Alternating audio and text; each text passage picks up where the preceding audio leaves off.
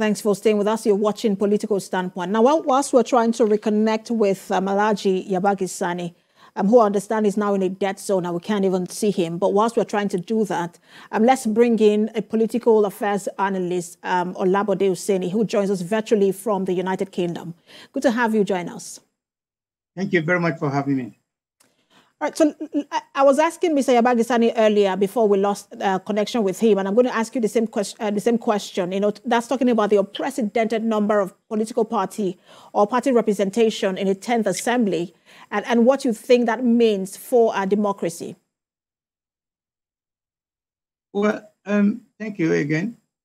Traditionally, the more party in a democratic structured of any country, the better, because it gives, it presupposes that many people will have more to say. But then in the current situation in Nigeria, it's an issue that the way politics of Nigeria operate, I think it presupposes that discipline, issue of interest, issue of the largest party, they will need to protect their interests. And what is also very important for good governance is that the president, this time around is still the president, then comes the president-elect, should be able to have a good working relationship with all the parties, especially with the first and the second arms of government, that is the legislature. In this case, it's NASS, that's the House of Senate. That's Senate, and then the House of Representatives. The party, the largest party, as we speak now, I believe is APC, should do everything possible to have a well put together working relationship, because the president will need them as time goes on when it comes to passing bills and all that kind of thing. So we need them. I think the president will need to will get more if he's able to have, it's his own interest to have a well-coordinated working relationship. And I want to get to that in a moment in terms of the role that the opposition might play and how the APC should begin to build that working relationship with the opposition. But let me talk about, let's talk about the concern that a lot of people are raising in terms of the turnover of legislators in the country. Many have said, look, a lot of the high-ranking legislators are not returning to the 10th Assembly, and that's a cause for concern when majority of the lawmakers-elect and new are first-timers. Do you share the same concern? No, not at all. And I'll tell you why I don't share that concern. Is because, like I said, in the democracy, one can start by saying democracy can be a little bit messy, can be a little bit, even though it looks like it's common, system all over the world. At the same time, it might be very difficult to operate.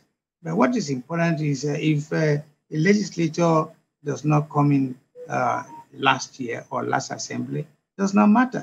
The arrangement, the order is to have every politician to participate, and those politicians that win the election are bound to take their rightful places in the respective House of Assemblies. Now, take example of America. The America don't do, we are doing ours differently. We sit tight every 4 years, whereas in America, is every 2 years.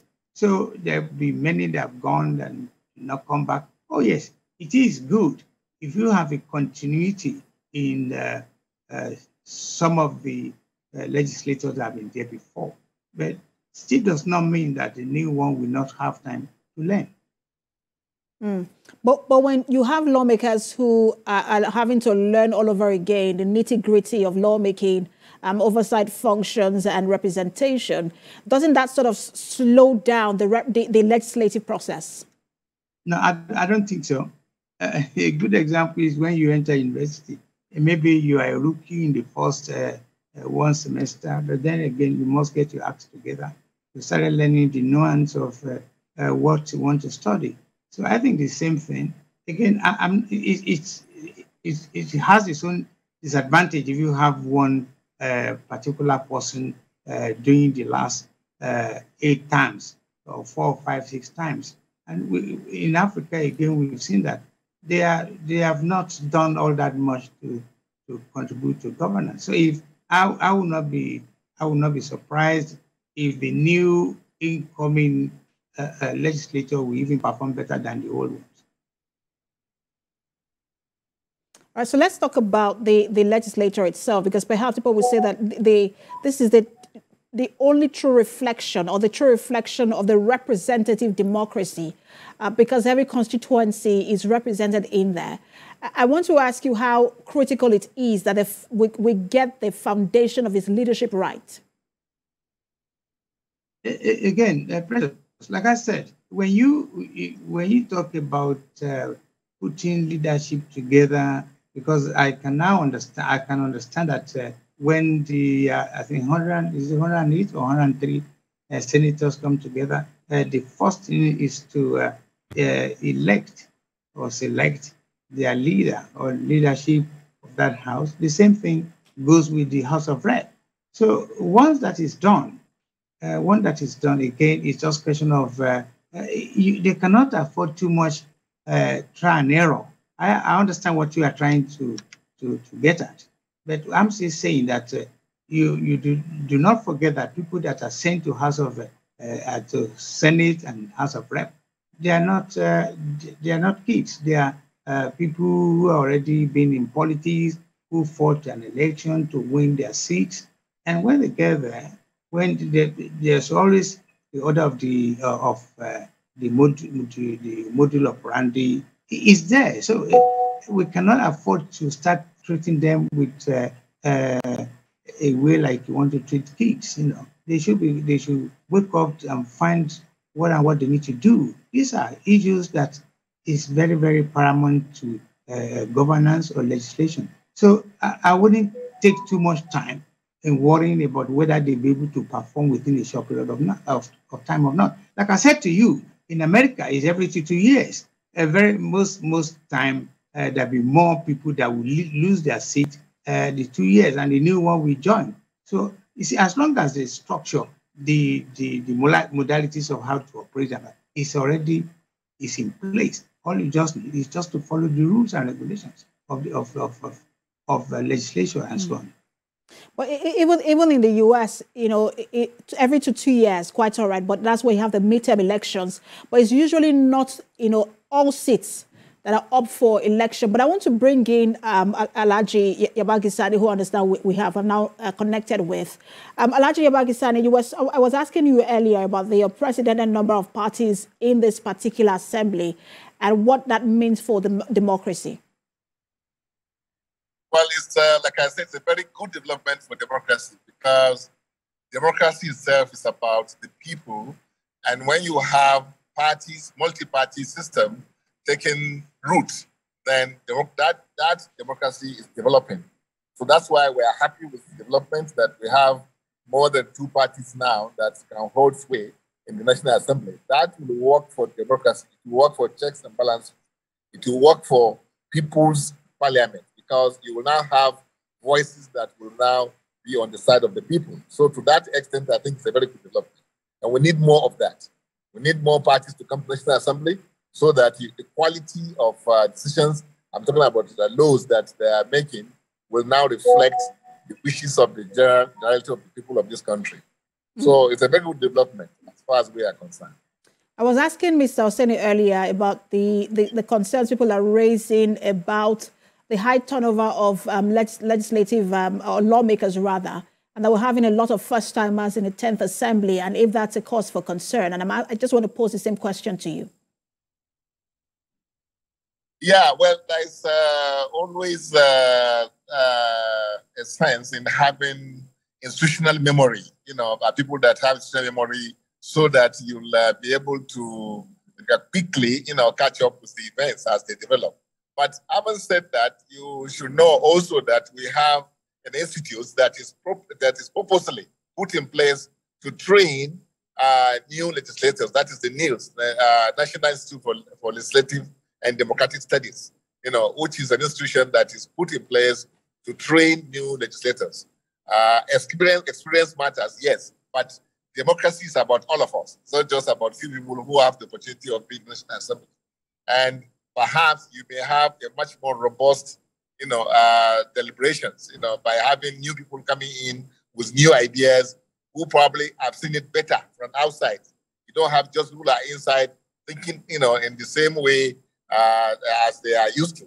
So I think there's a good value to get from having new people come into the National Assembly. All right, so I want to take a clip from one of the meetings or one of the events held by lawmakers-elect yesterday, and the Vice President-elect was there, and he did make some statements there, and I just want to take that clip, and then, we will speak to it. Okay.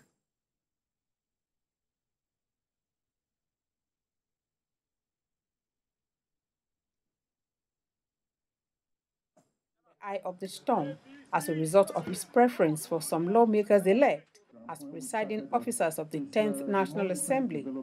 In the past few days, after the party's formal release of its anointed candidates, controversies for and against have not stopped. Council for the president-elect, and we already know. This coalition of civil society groups is seeking non-interference from any external force into the election of presiding officers by members-elect in line with Section 50 of the 1999 Constitution as amended.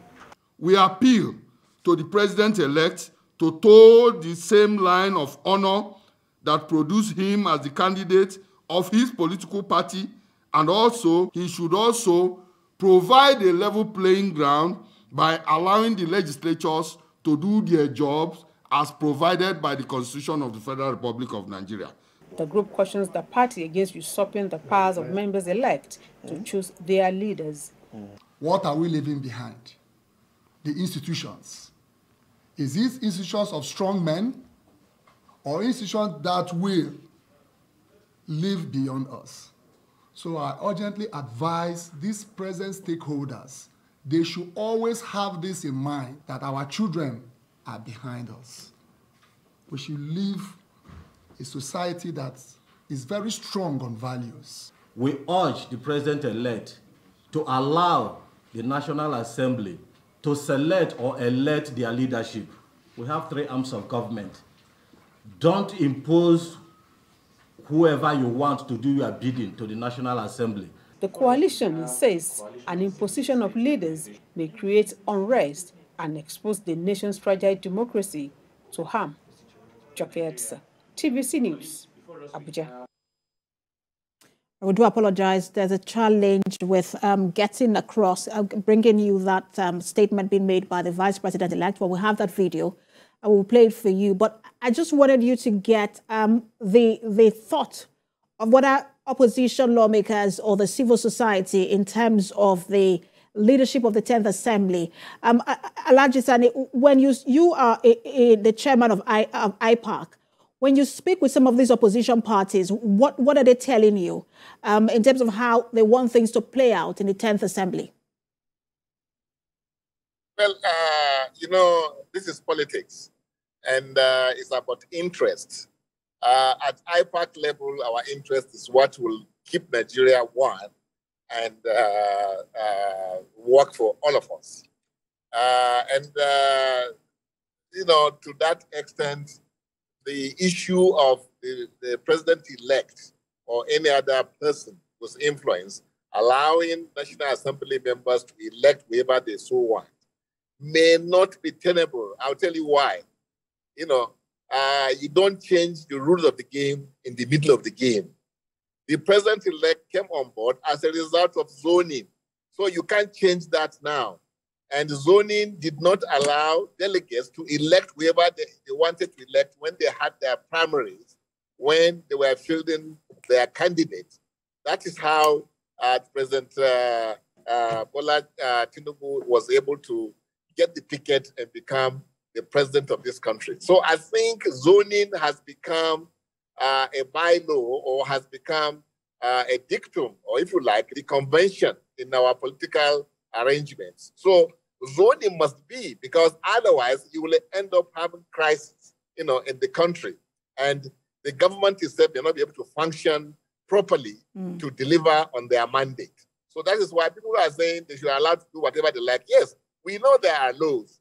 We know that democracy says you should allow everybody to elect whoever they want to elect. But we settled for zoning. So we must go all the way until we reach the end of the process. And the end of the process will mean after the National Assembly elections have taken place, and the people that are going to preside over the affairs of the National Assembly are elected in order to balance, the polity. Because and IPAC, we came out to say that our position is that the Senate President should be zoned to either South-South or South-East. So we are happy that APC has thought it wise to follow our advice by zoning the Senate President to South-South. We also advise that the Speaker should go to Northwest, because Northwest also deserves to be given a leader of one of the institutions that make up the government itself as a structure. You have legislative arm, you have the executive arm, and then those are the ones that are normally elected. So you should have Northwest, having played a very fundamental role, very effective role in APC winning, should be given the position of the Speaker. And then other positions can now be given to other zones, like North Central. We are saying that they should allow Deputy Senate President to go to North Central. If you like, you can still add the leader of the Senate, to come from the Northwest if you feel a Speaker is not enough in order to compensate them for what they did. So we are of the opinion, or rather of the view, that Nigeria must come first, regardless of your interest. So this is what I want people to understand. All right, let me bring in Olabode Oseni into the conversation. I mean, you heard what Alhaji Sani said, talking about the current zoning arrangement of the APC. I just want my producer to put that out there, that zoning arrangement where you have the South-South, and that it's been zoned to the South-South. That's the Senate presidency, Akpabio. And then the Northwest has the speakership of the House of Representatives. And then when you go further down, you see that in terms of the deputy speaker, it went to the Southeast. And then Northwest also has the deputy Senate president. There it is. You see the names there. What's your thought on that arrangement, Olabode Oseni? Thank you very much. Let me start by saying, as a political public affairs commentator, I don't subscribe to SANI. I don't know whether SANI is in the constitution of Nigeria or not. And also, I'm not too sure whether it's properly spelled out in the political parties' constitutions. So these are the two areas where we can take advantage and use SANI. As far as I know, most of the political party internal constitution does not necessarily embolden or highlight that it must be zoned. It must be zoned to A, B, C, D area. And let's get this right. The chief executive, which is the president-elect or the president, has a job to do. And in order to do his job properly, he must show aspect of how best he can run the business of governance in such a way that stumbling blocks, inhibitions, and all that kind of thing are reduced, are minimized. So the interest of the president has to go with that doctrine of political party supremacy. The political party supremacy is key here. It's also very, very important. And that's why I think if the chief executive for this new company want to take over, he should be able to work with people he feels comfortable with. I understand that the democracy, there will always be the majority and the minority. But we cannot continue to run a big business like a big business of Nigeria with the sentiment of the zoning of this and that. Don't forget, there's still many other nice positions left after the major one has been occupied. So those who are clamoring that they just zone this, and they still have opportunity to get some other. Mr. Oseni, when you say you do not agree with zoning, and there are a lot of people who also say, look, they don't agree with zoning, and that they should allow the 10th Assembly or the National Assembly should always be allowed to choose its leaders. But when you have the president from one particular zone and the vice president from another zone, people say, look, just for balance, that you should find competent leaders or competent members of the assembly from other zones to take the other positions, just to create a semblance of balance and unity in the country. Yeah, you just use the word competence, capacity. It's also part of the problem. I mean, again, I'm sorry to say this.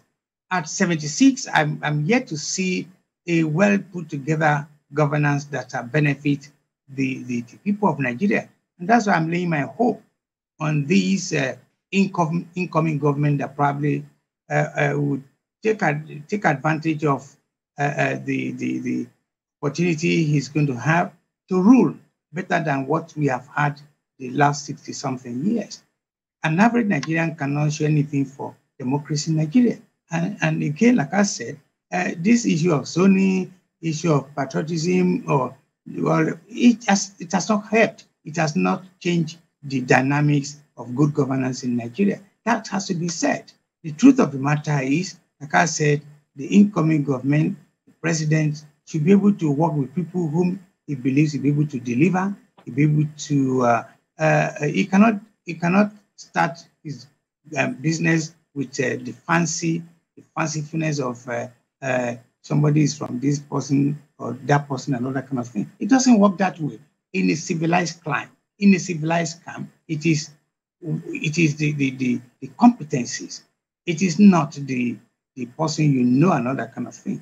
You want to put people who merit, who can work with the president to deliver his agenda, not just because you want somebody from south, southwest, or all that kind of thing. These are things that has not helped good governance in Nigeria. And I think this government coming in to be able to work and sort all these problems out once and for all. Governance should be based on competency, not on whom you know and all that kind of thing.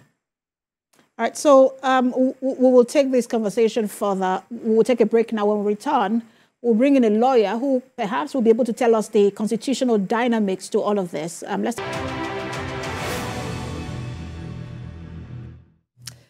Thanks for staying with us. You're watching Political Standpoint. Now, we still have the chairman, Inter-Party Advisory Council, Alhaji YABAGI SANI, with us. We also have a political affairs commentator, Otumba Olabode Oseni, who joins us also virtually. But we have now in the studio a lawyer and president, Yoruba Council Worldwide, Oladotun Hassan. He's with us. He's going to speak mostly from the legal perspective. But before we get his thought on all of this issue, whether to zone or not to zone and the zoning arrangement, I will now have that video of the vice president-elect speaking to a group of lawmakers. A thank you visit to the president-elect for the support to emerge the party's choice. Speaker-designate Tajuddin Abbas and the anointed deputy Benjamin Kalu, with a crowd of members-elect, speak of the efforts being made to win aggrieved aspirants to their side. We believe synergy, working in a mutually beneficial manner, will be easy for us because the language you speak is the language you speak as well. So I want to assure you that we will work harmoniously together. We will cooperate in the best way possible to ensure that Nigeria wins all the time. Granted that before now, no Southeasterner was in the presiding officer's position in the last 4 years. But this time, irrespective of the number of votes that came from Southeast, the party considered cohesion and gave us this. We are grateful. Their host appreciates the visit He calls on his guests to continue their engagements with colleagues with a view to win them for unified parliament. My own duty, my own assignment, is to reach out to all tendencies so that we shall have a Ranko pre-10th assembly. As I said earlier, I've started the engagements. I will sustain that engagement. And locally, I will a little bit of influence and respect in the Federal House of Representatives.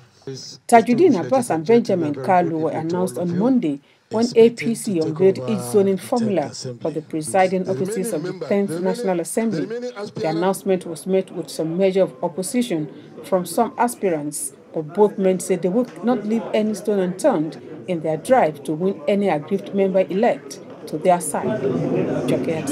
TVC News, Abuja. There you have it. The Vice President-elect speaking there about inclusiveness. But I want to bring in the lawyer now, Oladotu Hassan. I know that the Constitution does not state how offices should be allocated, but in this kind of situation, what does the existing law say? Well, basically, we have to look at the intricacies and the deliberate interest of each political party. In the political party constitutions, there are provisions that provide for zoning formula, and the zoning formula needs to be adhered to strictly by members of such political parties, and that is, I think, that's what APC is trying to exercise here. It's part of their constitution. It's part of their internal process of how they choose their own arrangement from executive to the legislative arm. But in view of that, at the same time, I want to implore the party not to be extremely blind to the interest of the generality, interest of all members of the political party, because what makes up a party are the members. And at the same time, the leadership also have an advisory role. But where there are conflicts, especially for a new government that is coming in, battling with this kind of situation will firstly give an implosive approach to by the June 5 declaration of the National Assembly, because some of the members have approached the national chairman of the party, especially the aggrieved party. So in as much as the political party have nominated, I would still call them nominee. They should not be addressed as designate. They should be still a nominee, because being designate means that the election has been confirmed by the National Assembly. So there should be a correction from the media point of view, so that the generality of Nigerians will not presumably see the fact that because tomorrow politics is dynamic. You can see anything can happen. A PDP member can usurp the situation and emerge. Even a non-popular candidate can as well emerge if this crisis goes the way it's going. So that's our own interest, the fact that in as much as the Constitution of the Federal Republic of Nigeria only recognizes political parties to run for offices, and the internal management of the House is regulated by the standing order of the House. And the standing order only protect returning members to have that preferential role to run for functionaries of the House. So in view of the fact that the standing order is still standing as at date, except if it is reviewed, that it's open to all members. But as at date, the current standing order, according to the Ninth Assembly, it recognizes only returning members of the House, second or third time members of the House, not first timer. So let me ask, because you made a point earlier that I don't want to lose, which is the fact that you talked about the party playing advisory role. In situations like this, where you're talking about the assembly leadership, yes, what position should the party take?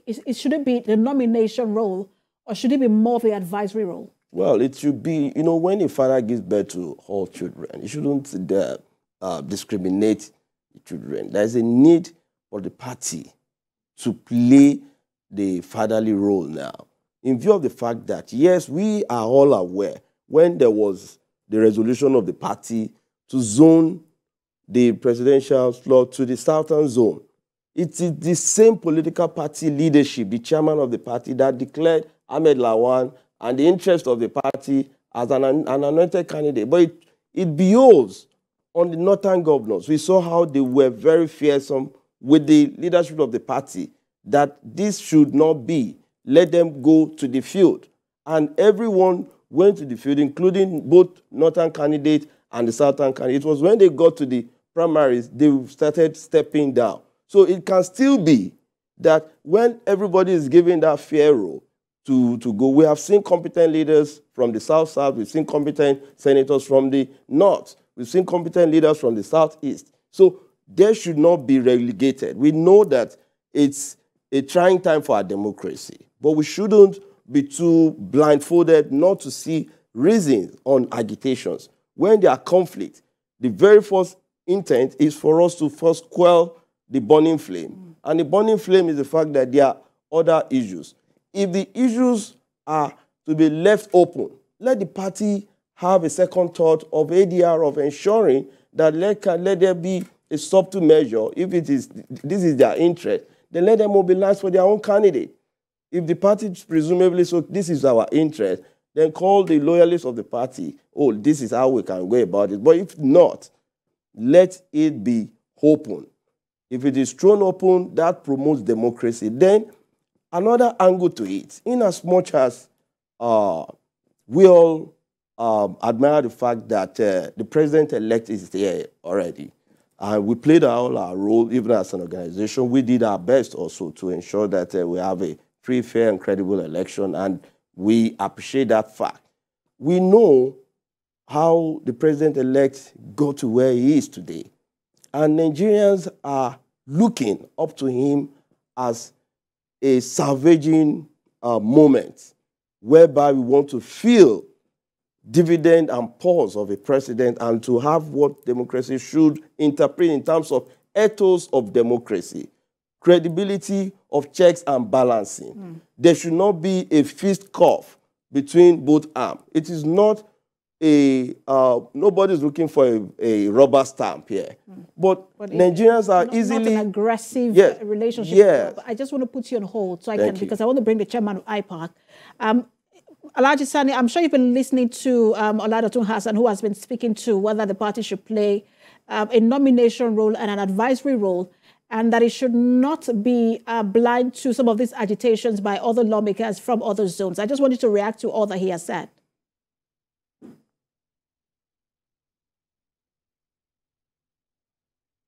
Alhaji Sani, the question was for you.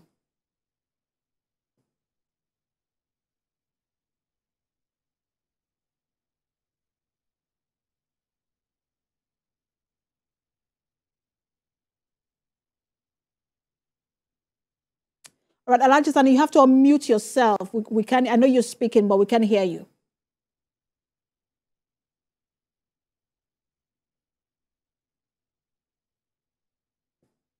All right, so whilst he's trying to fix that, let me give the question to Ms. Alabode Oseni.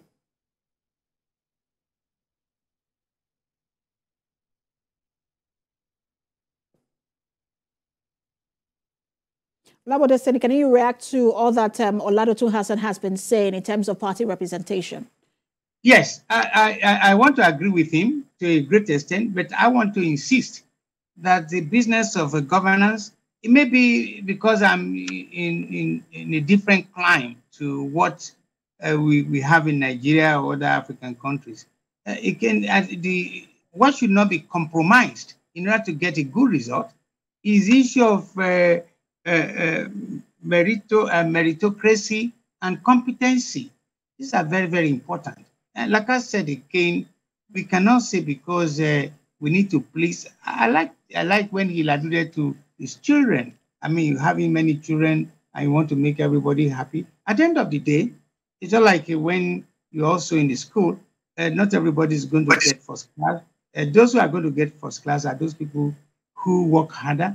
They are going to pass better than others who did not work. So again, I want to insist the issue of competency is very, very important, and we cannot afford to compromise that.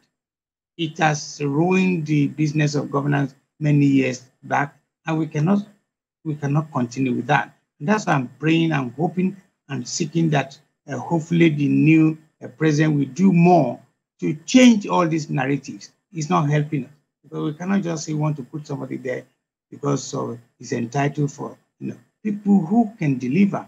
And knowing him, I think he'll be working, he'll be looking forward to apply the principle of party supremacy and say, well, look, if the party has fought for you, if the party have gotten you to win your election, you should be able to comply and apply the spirit of working together for the party to enhance good governance. And that, for me, is key, not talking about somebody has to get what.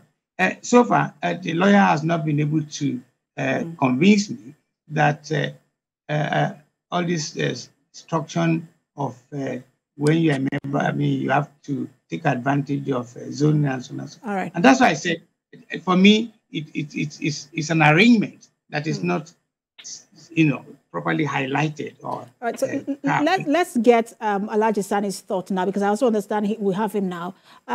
In terms of, this zoning arrangement, some have also said, and I'm speaking to Alhaji Sani, some have said, look, it's a reason perhaps why some assemblies have been referred to as the rubber stamp assembly, and some others have not. And I want you to react to that.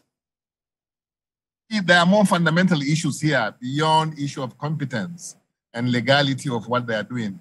Like I said, we are on a journey. We started by ensuring that a particular zone produced the president we have today. And after achieving that, we now took the president and vice president. So the political aspect, the issue of harmony in the polity is key. You may have the most competent people in the world. If the polity is not there's no harmony in polity, and you don't have people working together, then you have a problem even implementing with the best brains, your programs, especially the National Assembly, supposed to be a National Assembly that is national, by nature, that represents effectively the interests of the various zones. We are, as a matter of reality, collection of nations, if you like to call us so. That's why we have 6 geopolitical zones in terms of political convenience, so that we can have harmony in the polity. It's key, not a matter of competence here now. Competence can come to play when Mr. President is electing his ministers, his other appointees. He can now say, I'm going to go only by competence. But here is politics at its best, and it must be addressed politically, not saying competence. No, we must, like where the party is trying to achieve that balancing by zoning the president of the Senate to the South for that matter. We are now saying that, as we had during President Obasanjo's administration, where we had a similar arrangement. Our Atiku Abubakar was from the Northeast, President Obasanjo was from the Southwest. We had the Senate president then from the Southeast, for that matter. And then we had the Speaker from the Northwest. And we had Deputy Senate President was then from the North Central. So we're saying, look at that template. See what you can do so that we can achieve stability in polity. The president will be able to function better if you have a National Assembly that is national, that reflects Nigerians' interests, not competence. You don't look for competence in this matter. You look for political solutions, and that's what we're asking for. And that's why IPAC is supporting. A lot of them has competence versus, it looks like that there are 2 debates on the table at the moment. One of them is competence versus political solution and balance, that keeps everybody, keeps the society less agitative, where people are not agitating because of that balance. But there's also the issue of leadership by agreement and influence of the party. Yeah. In all of this debate, what do you think really works? Well, those are as I will take the word. And sorry to interrupt, and that's bearing in mind that, look, at the end of the day, it has to be not just what works for the National Assembly and the executive, but what works for the people and create that sense of balance. Well, that is where my point really comes through. Because if all these whole agitations is just for some of political leaders alone without considering the political implication of the heated issues, because the issues is now being for politics and competence at all hand. Every of the person that have been selected are competent. Yes, I've seen the roll call of all the Senate presidential aspirants, including that of the APC chosen person in person of Akpabio. They all have great credentials that merit the position. But what we are talking about here now is all about how much the party can will them to lobby to make sure that they see reason. It's not about imposing. If the party goes by way of imposing, although we are the political party and what we say, these are independent minds. The fact that... So there has to be like widespread consultation. Yeah, there must be, because if care is not taken, the already laid down wolves that are of the opposition party will take advantage. And those that are aggrieved will only merge with those that are there, and it has happened before. So we should not be too blinded to the real issue. Yes, I've seen the roll call, but sometimes when people made argument, like the issue of the Senate presidency is not as heated as what we have in the House of Reps. There are two fundamental issues.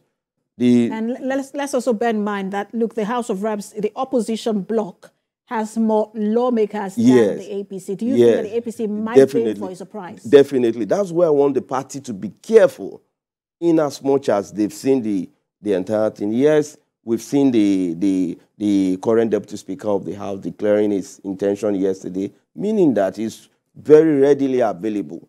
So the party should apply more concerted effort in addressing especially both arms now.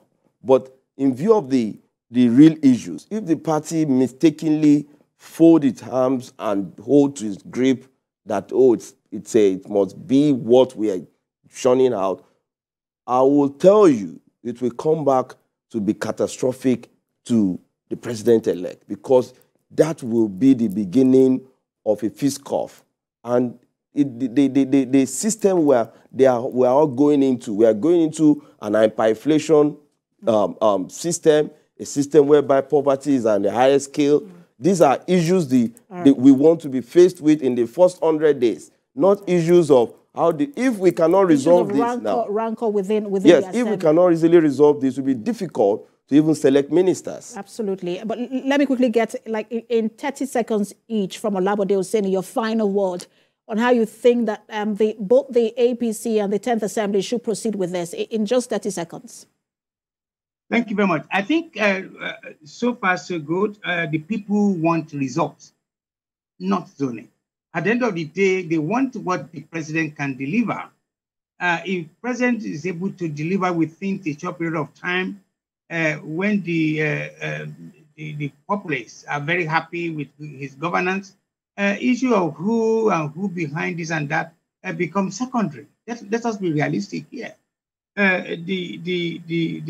Nothing works in isolation, and we cannot just have this issue of zoning to ruin the idea of someone who has a vision, who wants to change the narratives, and that is very key.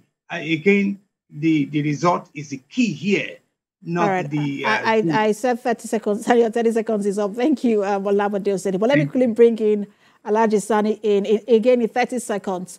At the House of Reps, that's what the challenge is. More opposition lawmakers than that of the APC. Is that concern that the APC might be upstaged, or that list might be usurped by opposition lawmakers? And how should the APC tread on that matter? Well, I think what is of concern to us is how democracy prevails and work for the people of this country. And anything we do without putting into consideration those silent dichotomies, that is religion, region, and ethnicity, it has become something that is ingrained, whether we like it or not, in our polity. Whatever comes up, I'm sure, the people of those members in the House of Rep, Well, it's politics, believe you me. End of the day, what will emerge will be something that I'm sure Nigerians will be happy with. Because this is not the first time we're doing this. Right. And with the people we have at the Helms of Affairs, having the national chairman of the party in the person of Senator Abdullahi Adamu, who has seen it all, having our president-elect, who has seen it all too, I don't think they will get it wrong at all. All right, we'll see how things play out. I'm sure this is not the last of this conversation we will all have in the coming days. Whilst the presidency or the president-elect will be inaugurated on May the 29th, the 10th Assembly is not until June, so there's enough time for this conversation. Thank you, gentlemen. Alhaji YABAGI SANI, Chairman, Action Democratic Party, and Chairman, Inter-Party Advisory Council. Also, political affairs commentator, Otumba Olabode Husseini, who joined us virtually from the UK as well. Thank you for talking to us. And the lawyer in the studio, Oladotun Hassan, President, Yoruba Council Worldwide. Thank you for talking to us. It's a pleasure to be here. All right, that's Standpoint.